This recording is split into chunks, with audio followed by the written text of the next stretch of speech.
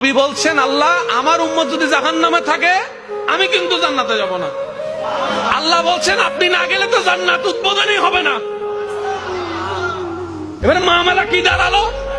আল্লাহ পাক বলে যে আমি তাহকামুল হাকিমিন নিজেকে বলেছি, বিচার না করলেও তো জিনিসটা সুন্দর হয় না। ও নবী একটা কাজ করেন, ওয়ালা সাউফা ইউতিকা রাব্বুকা ফাতারদাত, আমি কাউকে বলি নাই, আপনাকে না বলেছি। আমার সাল্লাল্লাহু আলাইহি রাহমাতাল লিল আলামিন কারো সম্পর্কে নাজিল করি নাই, আপনাকে দিয়েছি।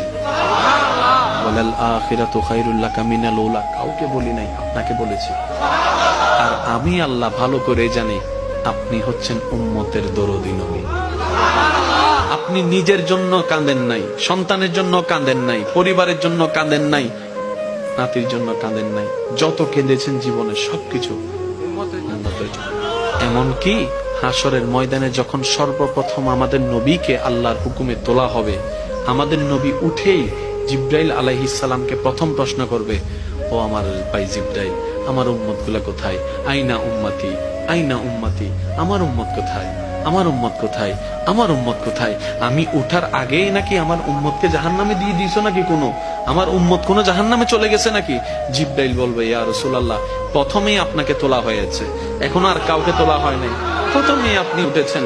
আমার নবী বলবে, আমার উম্মত গুলা কোথায়? জিব্রাইল বলবে, ইয়া রাসূলুল্লাহ